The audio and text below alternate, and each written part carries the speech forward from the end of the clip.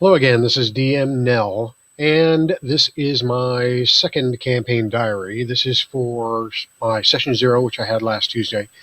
And what happened on Tuesday? Well, we started the campaign, and as I mentioned in my last video, I wanted to start off with a introductory adventure because I was missing a player this week, so I only had three of my normal 4 players with me this week. So I wanted to do a short introductory adventure, but since I started the players at first level, I wanted to go ahead and give them some experience with the combat system and also with basics of how the game is played. So I went ahead and kept the level 0 adventure that's in the Tales of the Demon Lord campaign, which is referred to as the Harvester of Sorrows. And it tells the tale of a beloved priest that goes missing, and the heroes have to go about finding it. But I'm getting ahead of myself, so let me back up a little bit. So when I started the adventure, the story begins with one of the characters, the Jotun, by the name of Matthias. Now, Matthias had been working with the Brown Cloaks for the last year.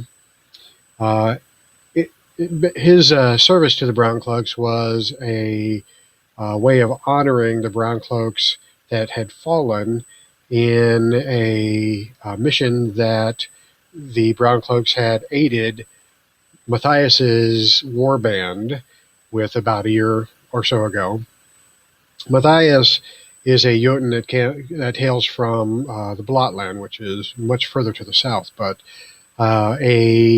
in his backstory, the player that created Matthias had written this pretty lengthy backstory, and I wanted to incorporate some of those elements into this campaign. So I asked him, what brings you to the Northern Reach, and why are you here? And why are people tolerant of you? So his backstory basically was that he came here with his warband in search of some holy relics that had been stolen by a raider collector. And so his warband had come tracking him down basically to the Northern Reach, and had traced them to a nearby wooded area. And the Brown Cloaks had kind of run across this Jotun warband and confronted them. Why are they here? And the Jotuns basically explained why they were there, and that the Brown Cloaks could either help them or die if they get in their way. And so the Brown Cloaks decided to go ahead and help them, if for no other reason, to help them get their mission accomplished and move them about, on their way back to where they came from. So during the course of this mission, they did find the raiders and managed to get some of their relics back. But the main raider that they were searching for, he eluded their grasp, and the primary relic that they were actually after, a relic that is called the Fang of Ages, which is a carved dragon tooth that has the clan's lineage etched into its surface. And so the most important relic was still missing, and the person responsible for taking it was also missing. So Matthias agreed to stay behind, not only to honor the Brown Cloaks that died in the fight with the raiders, but also to see if he could find some clues on as to what happened to the person that took the relic, and what happened to the relic itself. So he stayed behind, and he's been in crossings for the last year, serving as a Brown Cloak. So the adventure starts with him finishing up his tour of duty in crossings and being honored by John Crawley, who is the leader of the Brown Cloaks, thanking Matthias for his service in crossings, and basically just letting him know that he's done, so he can leave anytime. So Matthias, during this celebration, was thanked by a number of Brown Cloaks. One of them was a person by the name of Sergeant, what's her name? Elise. And Sergeant Elise shook his hand and palmed him a note secretly to have him meet her in a place called the Fallen Soldier, which is a tavern that is in the border between two districts, the Grievings District and the Tankards District. And I believe it's the structure right here. Fallen Soldier is a rundown tavern. And so Matthias, curious, he agrees to meet her. And at midnight that night, he goes to the Fallen Soldier, and he sees her in an alleyway in between the two, in between two buildings, right next to the Fallen Soldier. And he goes, and in the alley, she explains to him that the reason she asked for him to meet her was to see if he would agree to continue an investigation that she had started. Now, she had learned recently that one of the individuals that lives in Grievings, a person by the name of Father Gregory, who runs a shrine to the new god in Grievings, and she had learned that he had disappeared a few days ago. So she wanted to find him. She had a history with Father Gregory, who had been kind to her as a child. So she wanted to see what had happened to him. In her investigation, she learned that some other people had been missing, and there was a strange, shadowy, cloaked figure that had been seen stalking the alleyways in and around the area of the Fallen Soldier and in Grievings. So she began to investigate, but for some reason, the Brown Cloaks had pulled her off of this investigation, basically forbade her from continuing it. So since Matthias was finishing up his tour of duty, she asked for him to continue her investigation. Matthias, not really knowing what business this was of his, was reluctant at first, but the disappearance of the others had piqued his interest. And since he didn't have any leads to his personal concerns, then he decided to go ahead and look into it for Sergeant Elise.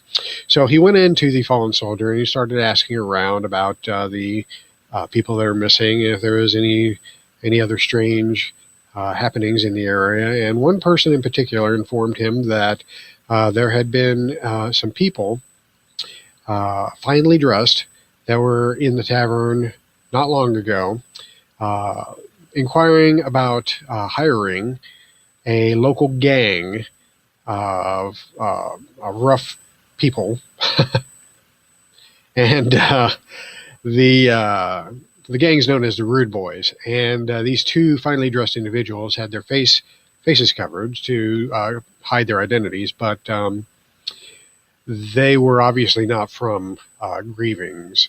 And so the two individuals were looking to hire the Rude Boys to watch a place known as the Moore House, which is an abandoned manor in a part of town that is very, very run down.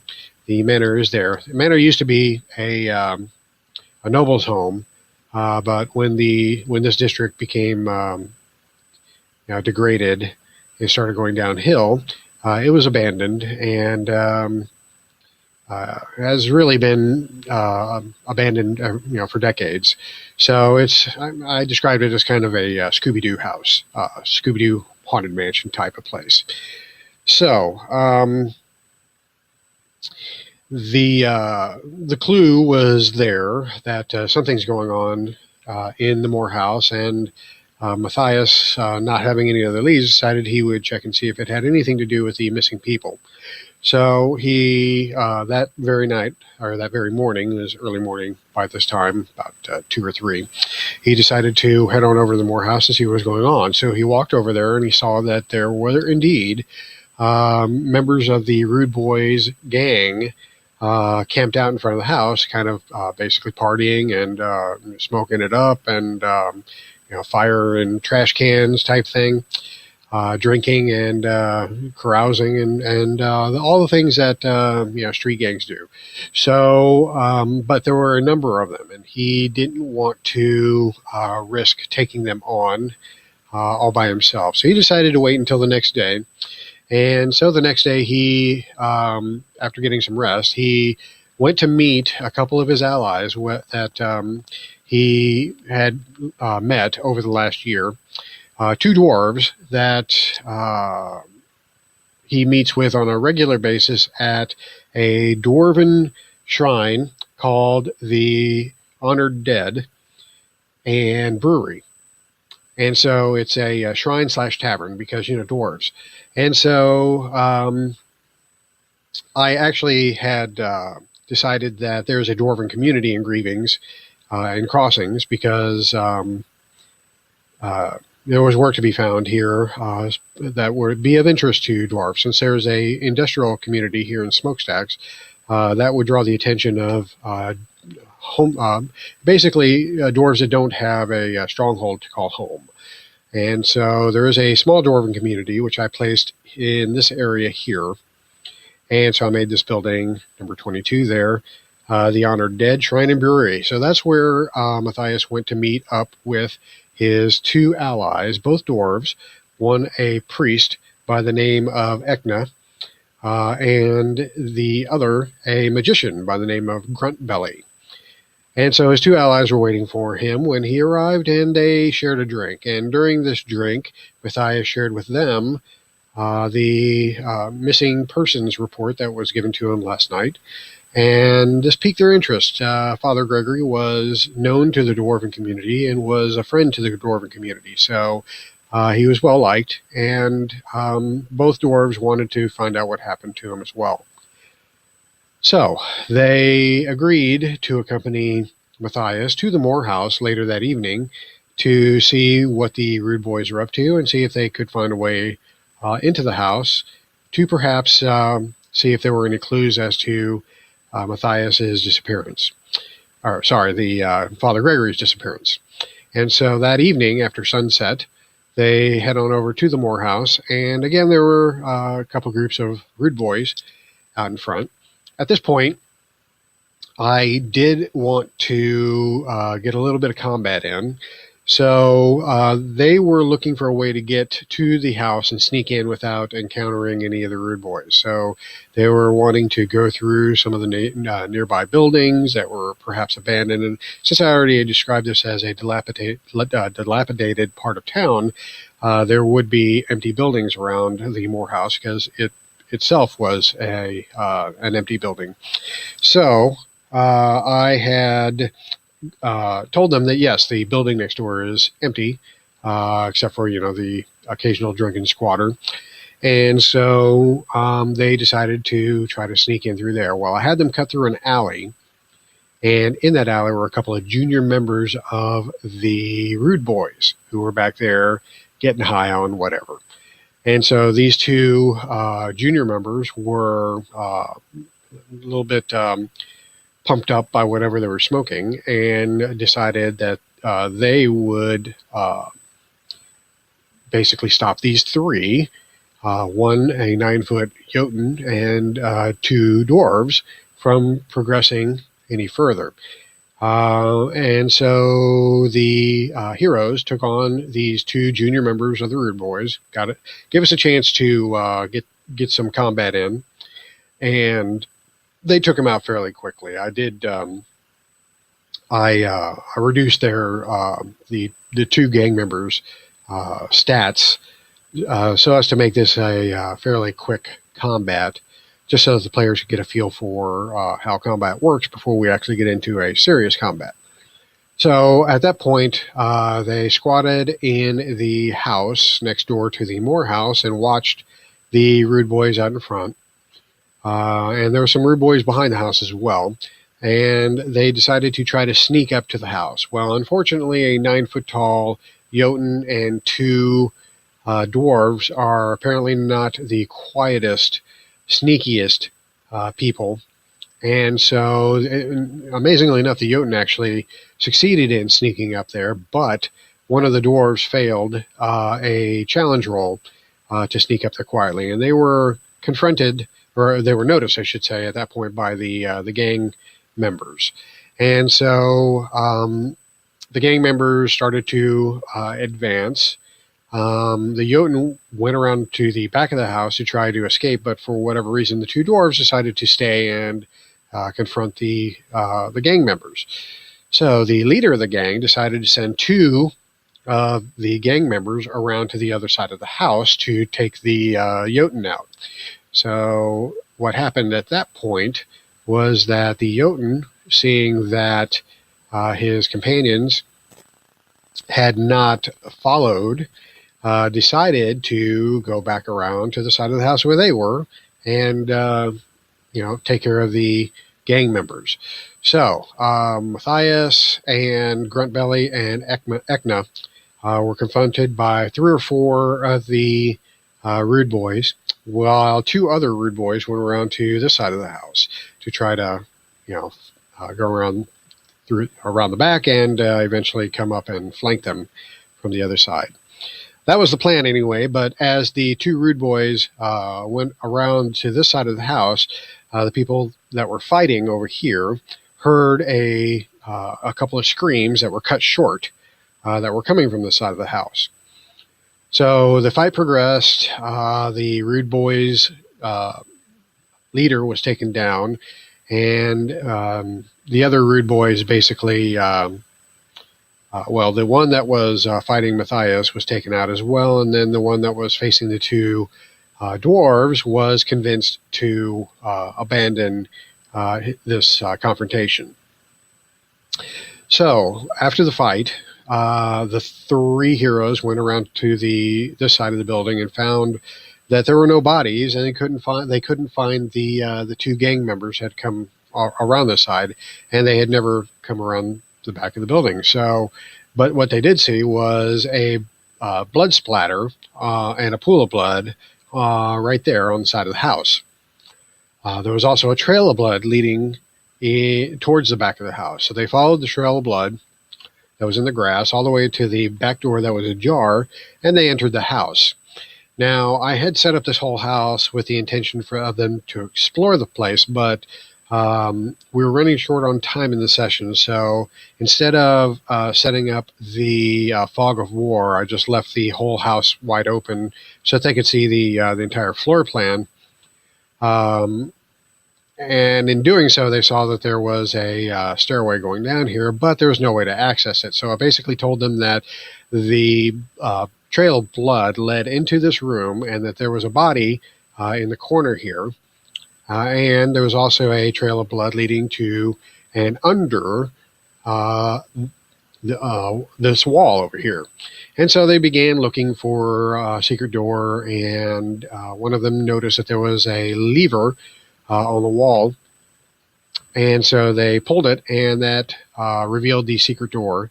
And it also caused it to open, releasing a foul stench into the room. I had them all check to see, make a challenge roll to see if they would be affected by the foul smell. One of them was, but I didn't. It was a dwarf, so I figured, they're immune to poison for the most part. So I basically just said that he threw up in his mouth a little bit, but he was otherwise okay. So I had them all. After I had them all make that roll, they decided to go follow the trail of blood down the stairs, which took them into the basement. Now the basement was dark, but the only character that needed a light source to see was Matthias, so he lit a torch. They went down the stairs, and I did set the fog of war for the basement because I wanted to make it more of a creepy encounter. And so when they went down to the basement, they were confronted by this pile of corpses. And at this point, I had them make a will challenge roll to avoid being hit by a moment of horror, which would inflict a point of insanity upon them. I believe one or two of them failed and now have a point of insanity, but the third one did not. They asked if Father Gregory's body was visible on this pile, and I told them that the pile was, basically all bloody, and the corpses were half-eaten, and it was difficult to tell who was who, but they did see some people that resembled the description of the people that were missing that Matthias had learned in the Fallen Soldier the night before. Now, as they were looking at this pile of corpses from across the room, one of them noticed that around this corner here of this wall, there was a head, a bald head with pointed ears that stick out unnaturally, big Gollum-like eyes. Gollum is in the Lord of the Rings, Gollum, those big eyes that reflected light back at them. And the way I described it, I tried to make this as creepy as possible. So the way I described it was that this head came out first with the eyes glinting in the torchlight, and then they saw these two hands gripping the wall on either side of the head, and the hands had unnaturally long fingers that ended in talons instead of fingernails. And then the creature's head came out further, its mouth opened, and it distended its jaw much further than a human would, or a humanoid should be able to, and that drool was dripping out onto the floor. So I tried to paint this creepy scene. I think I succeeded. Had them all roll another will challenge roll to see if they were frightened by this sight, but apparently the body of corpses steeled them for whatever may have caused this. So they all succeeded, and so none of them were frightened. At this point, we actually had run out of time for our session, so we called it quits there. And what we'll be doing next week is finishing up this encounter and seeing if they locate Father Gregory, which he's over here, and try to determine what this thing is, and if it's the one that's responsible for this body of corpses. It's not. And for kidnapping Father Gregory. And at that point, I'm also going to lay some foundation for the remainder, or the rest of the campaign. So I'm going to leave some clues in here that aren't actually written in the adventure, but I'm going to plant some seeds, some story seeds, and some clues that will eventually lead them to other parts of the campaign. And so that's pretty much how the session went. As far as how smoothly it ran, I think the combat could have run a little bit more smoothly. It was a bit clunky because we're used to doing D&D, and we're used to using the combat turn order for initiative, but instead of an initiative, we were trying to use it for the fast turns and the slow turns. It was just a little bit awkward and a little bit clumsy because we're so used to doing the D&D initiative. So I think doing it this way, though, helped me to discover that it was clunky. And so I think that next time we get into combat, I'm going to do it a little bit differently. I'm going to use the same initiative system that the game uses, but I'm going, instead of having the players go in and mark whether they're going on the slow turn, the fast turn. Basically, I'm just going to ask them, "Are you going on a slow turn or fast turn?" And then I'm going to put it in myself, and essentially repeat that every round. So at the start of the round. At the start of every round will basically be a planning session. So we finished round one. Now we're at the top of round two. So what turn are you going, or what part of the round are you going to act in? and is there any strategizing you want to do before we get this round underway? Now, what this is going to do is it's going to prolong combats a little bit because there's going to be some discussion. But the way that the initiative system is set up is it basically allows the players to strategize. So they can decide who goes first and try to set up combat situations to best maximize their characters' abilities and any synergies they may have in between them. So that'll come into play probably more as they gain more abilities. But I want them to get used to the combat system and the initiative system, so that they are ready when they are able to use their powers to synergize and set up good tactical scenarios. So anyway, that is how the session went, and I thought it went fairly well. Looking forward to my next session. Hopefully I'll have my fourth player, and I'll introduce him into this probably after the scenario here. And then we'll move into the first level